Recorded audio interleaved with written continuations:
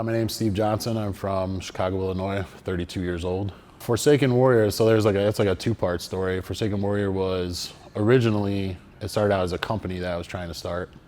And I was developing and like working on my own powerlifting gear.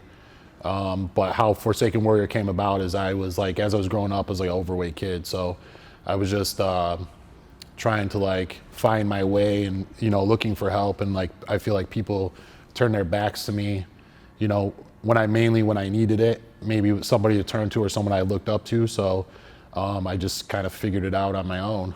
And I feel like that's where the warrior part comes from, just kind of, blazing my own trail. So what really gets me pumped up in my workouts is, besides like, being a kid that was, maybe neglected in certain ways, like it's kind of various things. It's, I think of like the stuff I came through, like being poor, some of the hard times, like trying to lose weight, trying to find myself as a kid, just trying to be good at sports, just trying to be good at anything.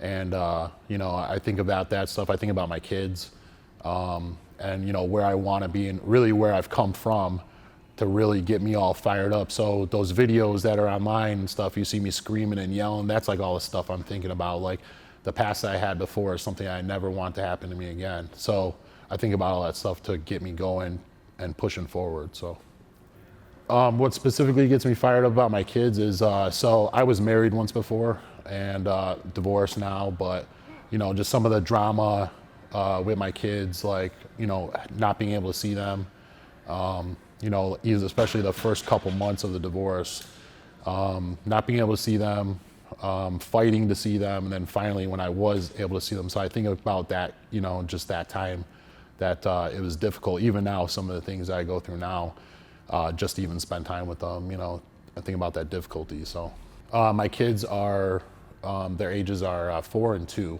soon to be 3. I guess the message I would send to my kids if I wanted to, just let them know like kind of what I stand for, how I fight for them is just, everything I do with a purpose, and it's for them, is to try to make their life better.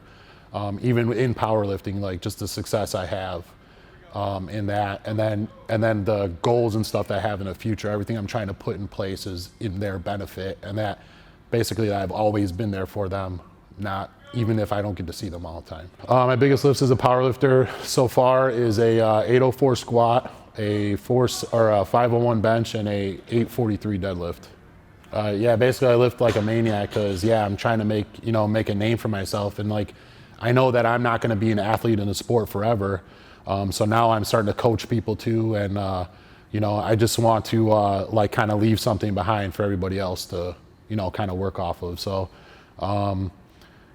just that, basically trying to better what I did from the last meet, or even in training. I'm always just trying to push harder and harder for everything. So what's going through my mind before the big lifts is it's a lot of dark thoughts, a lot of like just like going to that dark place. I talked to a guy once before, it was actually one of Lauren's friends, and we were talking about like just going to that dark place, just letting it all go, just be a savage. And I knew when I played football and when I fought, it was just being a maniac, but now I'm trying to be a maniac, but with the right techniques and not just doing shit and muscling shit out, trying to do things properly. But just thinking about, like I said before, like my childhood, my upbringing, I was homeless for a point in my life, just all the shit that I've been through, to get me all crazy, basically. So, she just calling me names and shit like that, but getting me, she's just like, this is your life, this is where you've come from, like, fucking, make yourself known, make a statement. And then what I'm telling myself is basically don't be a bitch, if I can get out there, get after it, and do or die. I actually have it tattooed on me. I just got it. So it's go time. There's no turning back now. If I miss a lift, I'm like really hard on myself, like almost to the point where I've like thrown fits and like left the gym just because I'm so pissed, you know. But you know, try to handle things a little bit more professionally now than I guess like a meathead, you know what I mean? So, you know, channeling the negative energy into some of the lifts I do, you know, I feel like being a fighter at one point, then being a prison guard, you know, just kind of, you know, seeing all the bullshit and having to persevere through certain things, I guess kind of motivates me to like, you know, lift like crazy. And, you know, especially like when I'm deadlifting, I feel like that's the lift that I get the most fired up for, you know. I kind of focus on the other ones or I get fired up in a different way. But for the deadlift, I feel like that's just something I just let it all go, you know. And just like, you know, seeing some of the violence out there, being part of some of the violence, you know, and some of the trauma and the heartache that I've seen, like I just feel like, you know, I'm an easygoing guy, and for me, that's like my time to like mentally let go of all the negativity that's going on maybe in my head. So lifting is fills these voids and these gaps for me. A lot of the times I think about the time that I was homeless, and I think like, you know, this shit's never gonna happen to me again. But I think about like the character that it kind of molded at the same time, which is, you know, I lived in my car for almost 2 years. I slept in the gym parking lot at a 24-hour commercial gym. I'd wake up, I'd go lift, I'd shower there. I became cool enough with the staff, they let me do my laundry there, and I would stuff all my shit into my trunk and then go to my job that I was doing security at the time. You know, and then I, you know, was friends with somebody at an IHOP, and they would feed me for free here and there, you know, or even to the point where I was stealing stuff for food, you know. You know, I think about that stuff, and, you know, even though it was a really negative part of my life, like, I feel like it molded me, and like, you know, the mentality I have today about pushing forward that's what made it, you know, I guess I'm so adamant about it, you know. I thought, you know, living in the gym parking lot, you know, sometimes I would think it wasn't weird until I was trying to talk to a girl or something like that. I was like, you know, where do you live? I live right over there, you know, in that Crown Victoria. But you know, sometimes I thought it was cool, you know what I mean? Because it was just like, all right, I'm obsessed with lifting, not necessarily powerlifting at the time, but it just made shit easier because, you know, there was the gym, there was the shower, you know, there was everything I had right there. And, you know, the only times that it got awkward was like, you know, in the winter time. In Chicago, winter's pretty brutal, you know what I mean? So I had a blanket, I had pillows. Usually I slept in the back seat of my car. And, you know, to the point where I became, you know, friends with the staff where they let me sleep in tanning beds. You know, it closed down a tanning room, and I would just hear weights. It was a 24-hour gym, so you hear weights banging and stuff the whole time. Not restful sleep, but better than sleeping in a cold car, you know, so. That's the best Jack the Tan story I've ever heard. Yeah, it was fun. It was fun, and like I said, when you were, you know, maybe you were trying to figure out like relationship or some shit like that, then it wasn't so cool at that point, you know. How did you become homeless? So I became homeless when so I was doing Ultimate Fighting at the time. I broke my foot. I had a pretty severe injury while I was fighting. I broke the metatarsal in my foot. It was a compound fracture, and the bone came out of the skin. So I needed surgery right away. And I actually worked at a gym. And so I got my foot put in a cast, and I was in there for a long time. I had pins and stuff in there, and I couldn't drive. So I was stuck. I had my car. I was stuck in my apartment. My family didn't live nearby. Nobody lived close to me. My mom was out of state. My brothers and sisters out of state too, or further, you know, off into the state.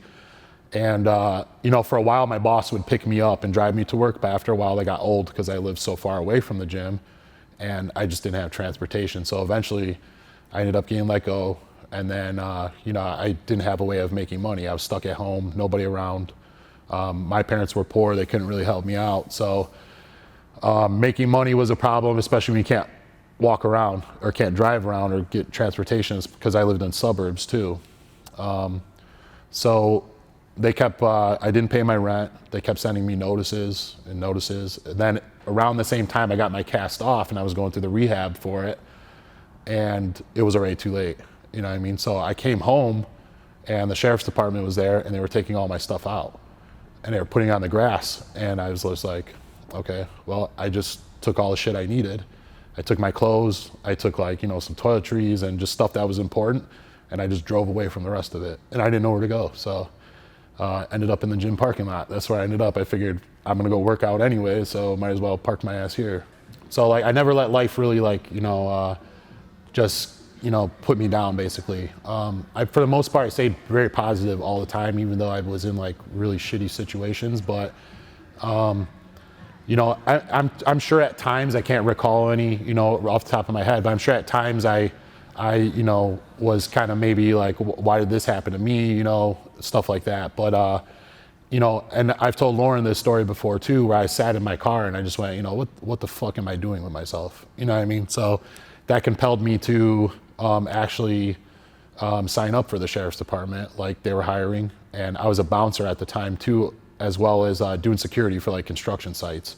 I just wasn't making enough money to live anywhere. So I just, was like, all right, I'm gonna take this application and see what can happen, and I got hired a year later. So went through the academy, I started making, what I thought was real money at the time, which it was a good career.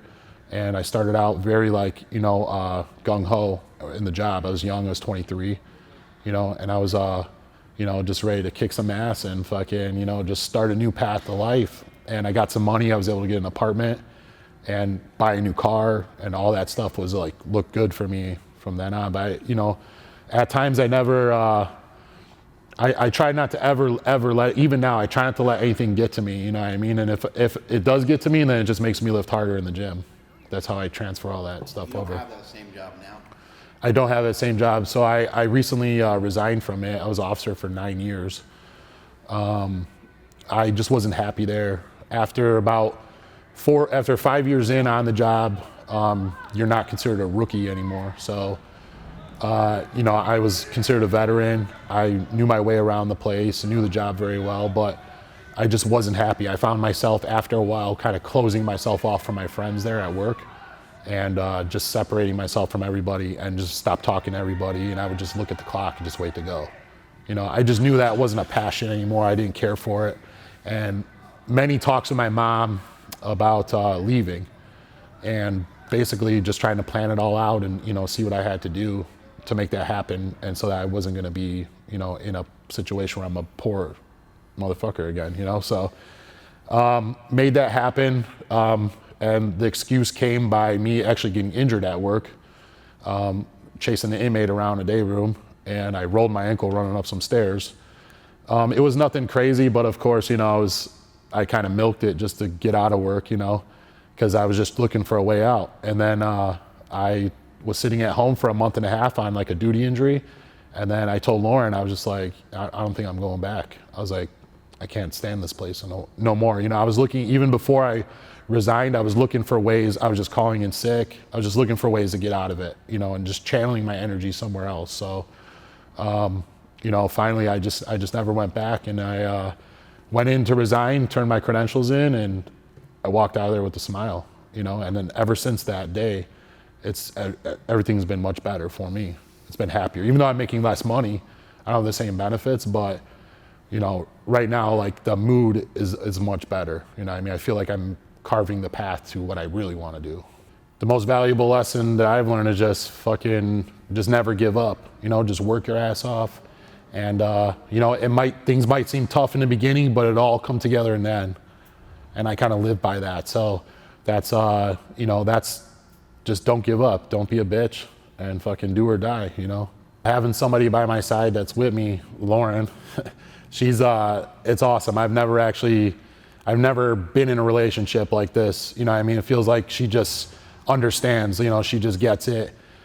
She's for all the goals and what I'm trying to do, and she's working with me, not against me, in order to achieve them. So it makes things much easier. And just being like just so head over heels that I've never been so in love with a girl. Like where I thought I was maybe in high school or some shit, and you lose your mind when they don't like you back. But it's different. She's a beast, and she's a catch, that's for sure. We wake up in the morning and everything's about eating, sleeping, training, and that's what the whole day revolves around. Or whatever clients we're coaching and training at that time, we plan our whole day around when we're going to train, when we're going to eat, what we're going to do, stuff like that. So it just, it helps, where as in a relationship prior to that, I was always fighting to go lift or do this, and I felt like I was being held back a little bit. Where when I met Lauren, I feel like I was really able to let go, and I started achieving all these new goals and things. So definitely a big catalyst, that's for sure. My favorite quote is off of a bookmark that my uncle gave me, and it's so simple. It's Winston Churchill, and just says, "Never, never, never quit." That's it.